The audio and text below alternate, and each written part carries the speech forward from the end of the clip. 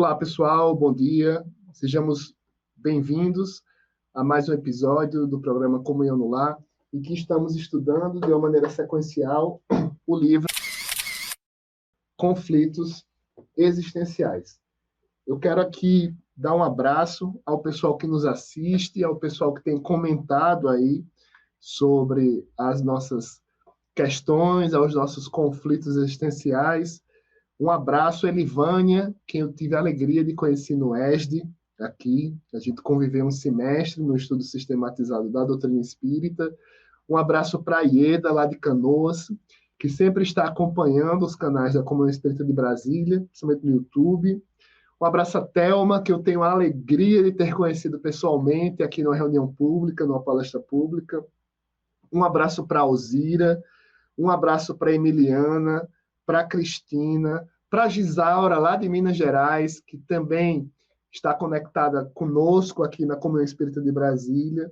Um abraço para a Regis, um abraço para a Eliana, que eu também tive uma grande alegria de conhecer recentemente, aqui presencialmente na casa. A Eliana, a gente sempre conversou pelo canal do YouTube, aqui nos comentários, e finalmente deu certo a gente se encontrar pessoalmente. Um abraço apertado e fraterno para você, Eliana. Um abraço para a Judite, lá da Espanha, que a gente refletiu aqui nos comentários sobre paciência e resignação. Um abraço para a Tatiana, que está aí pretendendo começar os estudos das obras de Joana de Ângeles. Um abraço para a Juliana, que é aqui de Brasília, que eu ainda não conheço, mas a gente sempre se fala aqui no canal do YouTube.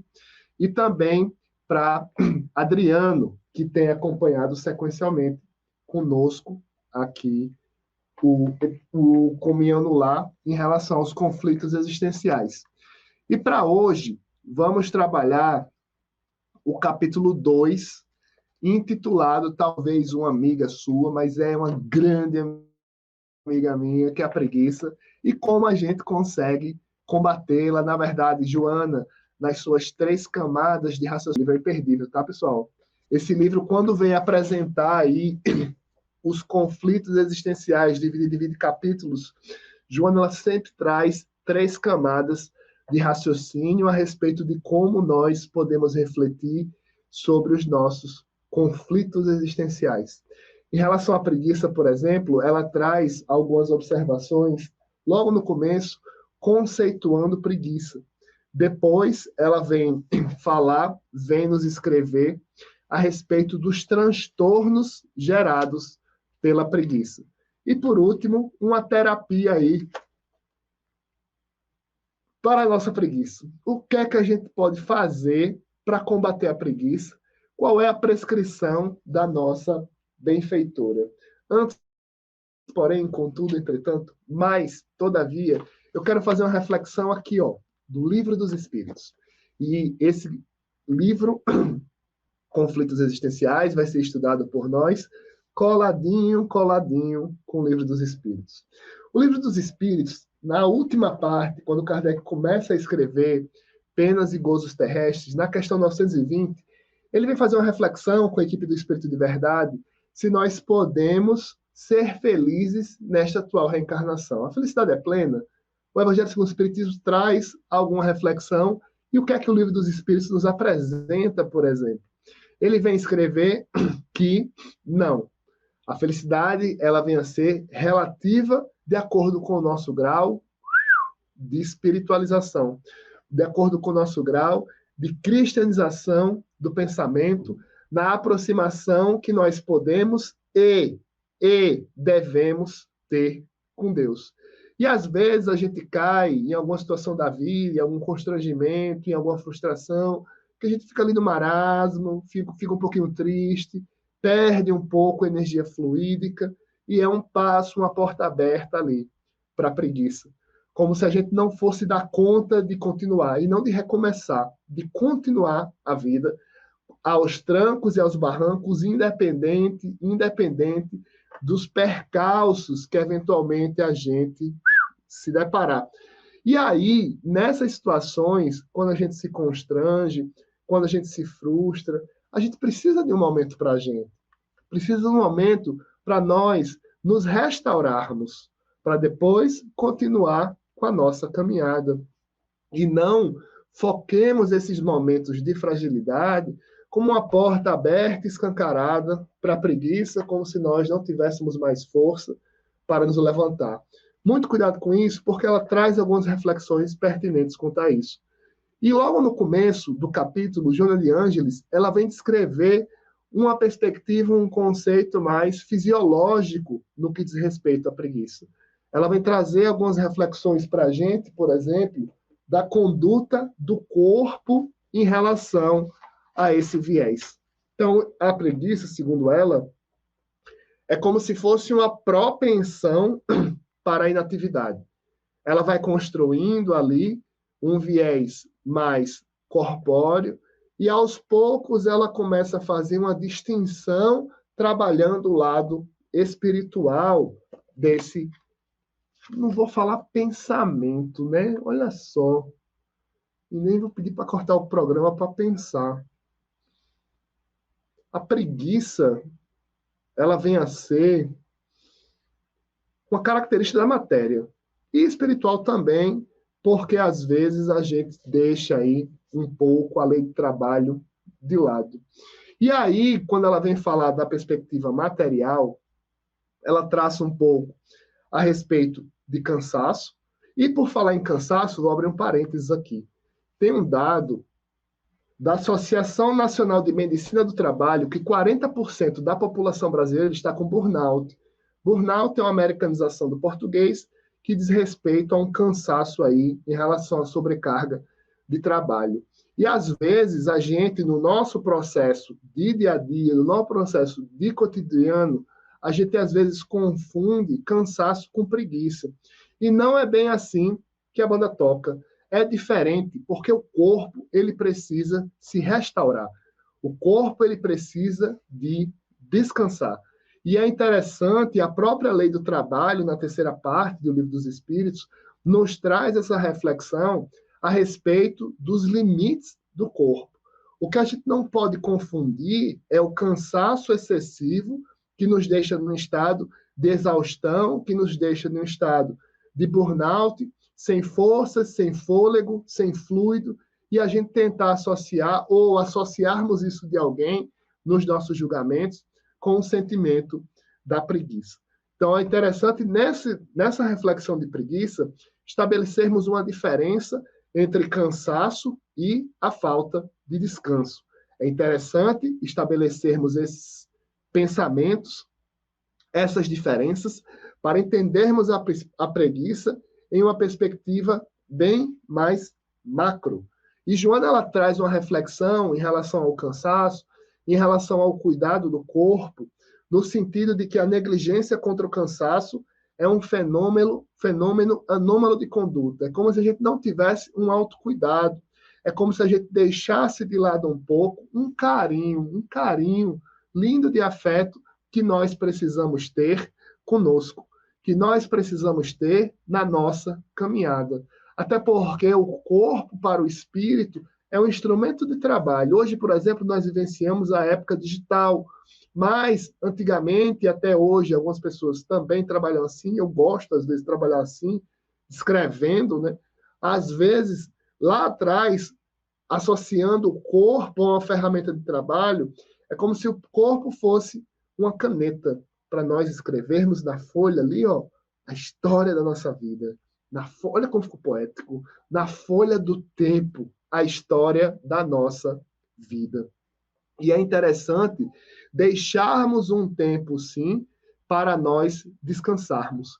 E que esse tempo não seja excessivo.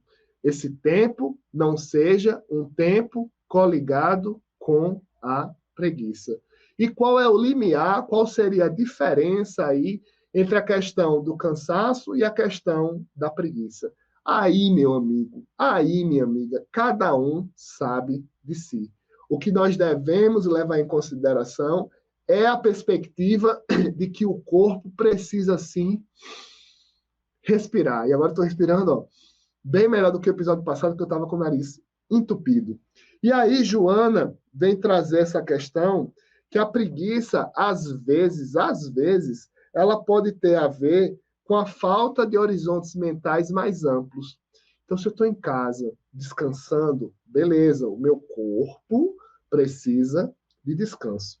Mas, por outro lado, se esse descanso é prolongado e eu tenho um dia inerte, a reflexão da benfeitora é que me falta um hábito mental saudável, um horizonte mental em relação ao trabalho. E a lei do trabalho não tem nada a ver com ofício, com trabalho de carteira assinada, com trabalho de exercer uma profissão, de um trabalho aí de nós sermos autônomos, sermos funcionários públicos, um trabalho que nós exerçamos no âmbito doméstico, é um trabalho nobre e muito, muito cansativo e pouco reconhecido.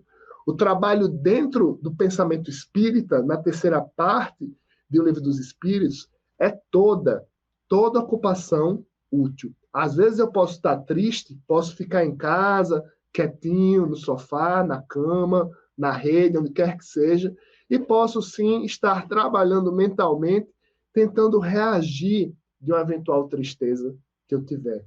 A mente sempre está em movimento. E nós tanto produzimos como emanamos fluidos. O que é que significa fluido?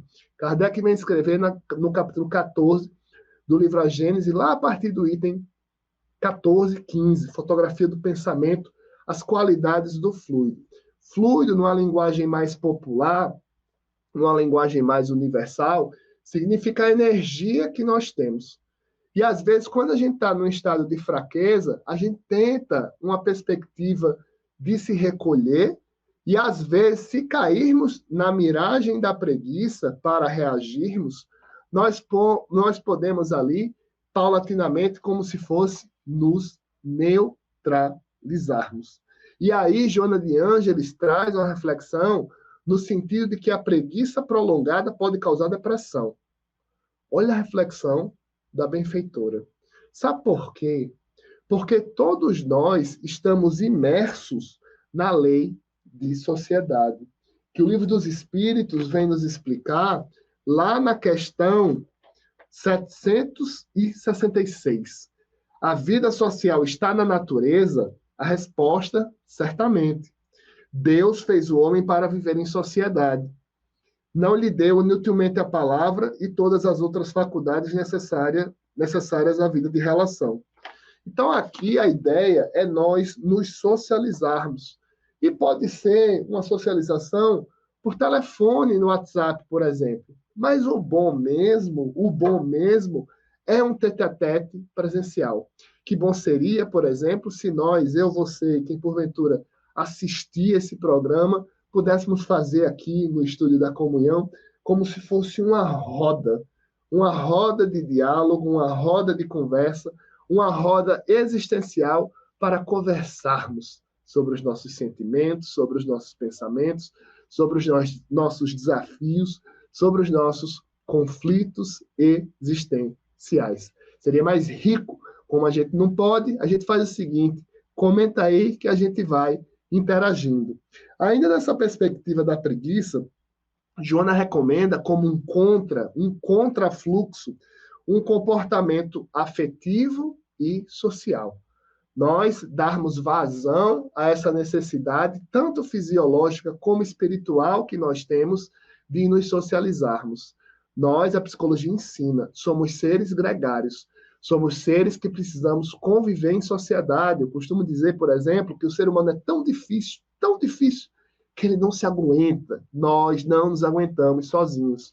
A gente ficar recolhido aí, num estado de preguiça, por exemplo, dentro de casa, automaticamente a gente vai ter uma vontade, pode até demorar, mas vai ter uma vontade aí de socializar. Muito cuidado com a preguiça, que ela pode ser um vetor, um potencial para como se fosse um gatilho para um comportamento depressivo, conforme ensina a benfeitora. Ao longo do capítulo, no item 2, ela vem falar sobre os transtornos gerados pela preguiça. E aqui, meu amigo, aqui, minha amiga, passa um grifo aí. Abra bem os olhos para o que eu vou falar. Lembrando aí de Thelma, não sei se esse episódio vai chegar a ela, Vou falar e vou dar 5 segundos para uma reflexão. Joana fala que a entrega à ociosidade torna débil o caráter do paciente. O que isso quer dizer? Que a entrega à preguiça, a entrega à ociosidade nos paralisa. Nos paralisa. E aqui eu vou fazer uma pausa para pensarmos em duas perspectivas antagônicas, duas perspectivas distintas. Vou te fazer uma pergunta. Se quiser responder aí, qualquer coisa só internaliza, você vai ter 5 segundos para uma reflexão inicial. Qual a relação que a preguiça tem com o nosso desenvolvimento?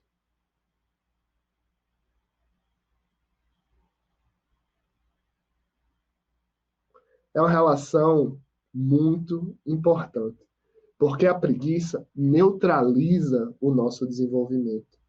Nós estamos nessa jornada reencarnatória, nessa jornada desafiadora e reencarnatória para aprendermos. E se nós nos agarrarmos com a preguiça, nós perderemos oportunidades em relação à lei do progresso. A preguiça, por exemplo, segundo a benfeitora, ela pode nos ocasionar baixa estima e fuga psicológica. Sabe o que é fuga psicológica? É o que a gente comentou no capítulo anterior. Procura aí no YouTube, conflitos existenciais, fuga psicológica, comunhão no lar. Tem um episódio dedicado só para isso.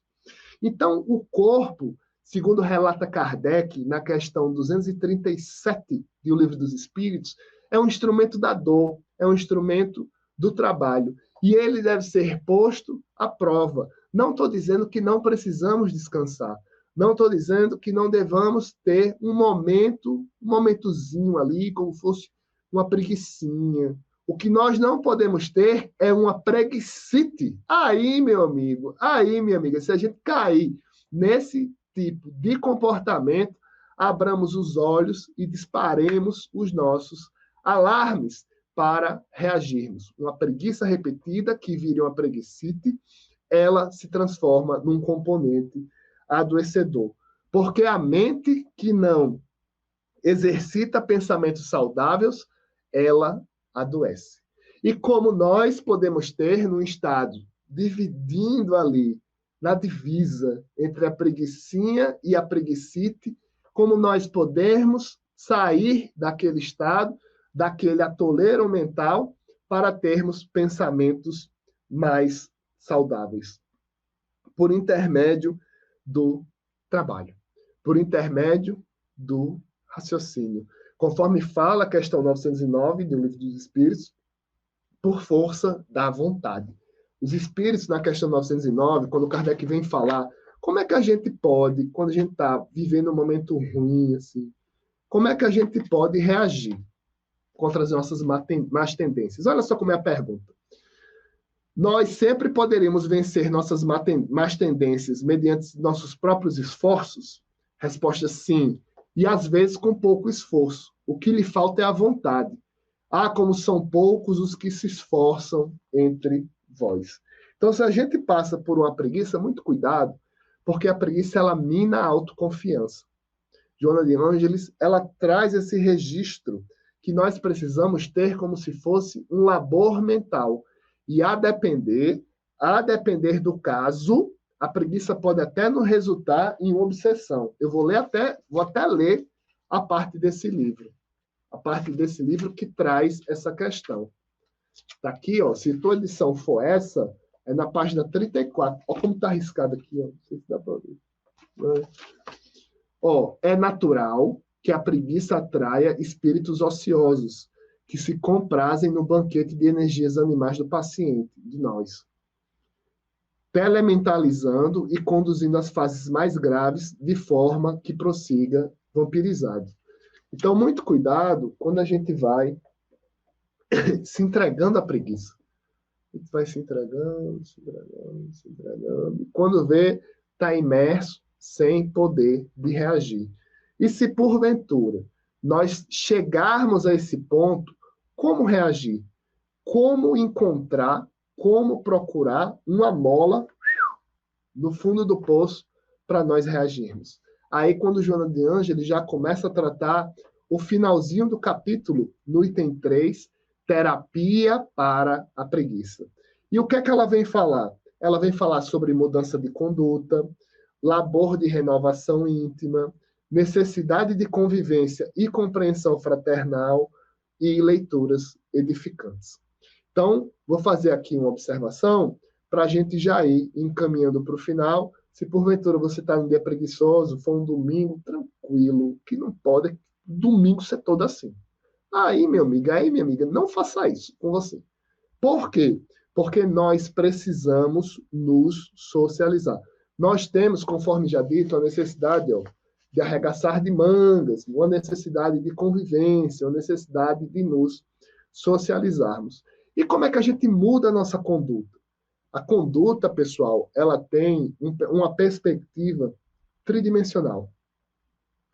Hábito, vontade e conduta. A lógica, primeiro a gente tem uma vontade de mudar o nosso hábito. Então a gente começa, primeiro, a gente começa a criar uma rotina. Primeiro ponto, a gente começa a criar uma rotina. Segundo ponto, a gente começa a criar um hábito. Rotina vira hábito. E como é que a gente começa lá atrás? Vou dar uma dica, tá? Anota aí. Ou então, abra bem os ouvidos e preste bem atenção. Uma dica que se chama Concon Dudu Tatá. No Mobral Espiritual, o Livro dos Espíritos nos ensina a respeito da força da conduta. A conduta, pessoal, num primeiro momento, ela vai se transformar em rotina.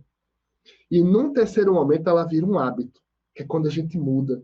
Ninguém muda no estalar de dedos. Não nos enganamos e não atribuamos um peso que a gente, porventura, não vai conseguir carregar. Um peso que, porventura, a gente não vai conseguir levantar. Primeiro, a gente tem que ter em mente a necessidade da mudança. A partir disso, quando nós compreendermos intimamente, não é da boca para fora, tá, pessoal? Não é só olhando o tempo, dizendo, realmente, preciso mudar. Sai aqui dessa preguiça. Às vezes pode até assim, sai assim dessa preguiça. Né? Então, assim, a gente tem que mentalizar como a gente pode mudar. E cada um tem a sua própria história, cada um tem a sua própria demanda e cada um tem a sua própria necessidade e ferramenta de trabalho. A partir disso, a gente pode aí estabelecer em uma nova conduta, criar uma nova rotina. E se a rotina começa, não quebra a rotina. Tenta manter conforme você pode, mas tenta manter. Nem que seja na força do pensamento. Por último, vai virar um hábito, que é quando a gente sai ali daquele campo neutro, daquele campo parado e vai se movimentando, saindo dessa perspectiva da preguiça. É o que Joana de Ângeles vem falar em relação a um conceito que ela utiliza sobre labor de renovação íntima e as leituras edificantes. E aqui o Espiritismo nos ensina muito sobre isso. Leitura edificante. O que é que significa uma leitura edificante? É uma leitura que nos tire da nossa atual conduta, do nosso atual hábito, e literalmente construa outra perspectiva. Por isso que é leitura edificante.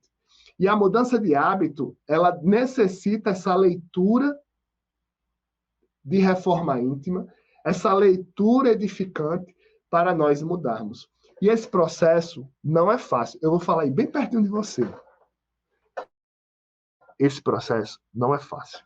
E além de não ser fácil, ele demanda tempo. É igual, por exemplo, alguém que porventura tem aí energia solar. Eu não conheço na prática, conheço de ler. Então, às vezes, demora um pouco ali para carregar a bateria. E depois começa a funcionar. É que nem um celular. O celular descarregou completamente. A gente coloca na tomada, vai recarregando a bateria e depois está com a bateria cheia. É a mesma coisa dessa questão das leituras edificantes. Quais são as recomendações de leituras edificantes, por exemplo, que a doutrina espírita apresenta? Tem a coleção Fonte Viva lá, de Emmanuel por Chico Xavier. Tem o livro Pão Nosso, tem o livro Justiça Divina, tem alguns livros de Emmanuel específicos que são leituras pausadas, não são leituras sequenciadas como os romances, por exemplo, há 2000 anos, 50 anos depois, Paulo Estevão. São leituras capítulo por capítulo, cada um com uma reflexão incrível. Então, se você, porventura, meu amigo, se você, porventura, minha amiga, está passando aí por um processo de preguiça, que está preso, que não consegue se libertar, primeiro, paciência. Segundo, observe uma estratégia para tentar sair disso. Pense, observe. Só de você começar a pensar isso, Joana de Ângeles traz que é o começo da mudança. Só de nós pensarmos. Eis a importância de termos em mente a dimensão do que é o pensamento. Olha como quando ela fala, um despertar terapêutico para a mudança de conduta sempre depende do próprio paciente. Vai demorar termos essa perspectiva de chacoalhada jurídica, mas precisamos liberar essa energia presa pela preguiça. De onde você fala? Quer dizer, quem fala sou eu. De onde você é? Fala aí para mim, digita aí, se você frequenta um centro espírita, se você conhece a comunhão, se você tem alguma dúvida, se você quiser fazer algum comentário, alguma correção, fique bem à vontade. Vamos interagir, particularmente eu vou responder os comentários, porque eu gosto muito dessa interação. Que saiamos da estaticidade do vídeo da mesma forma que devemos sair da estaticidade da preguiça. Até a próxima, em que falaremos sobre o episódio do capítulo 3, cujo título é Raiva. Não sei se você já teve. Eu tenho algumas histórias sobre esse sentimento. Um abraço e até a próxima.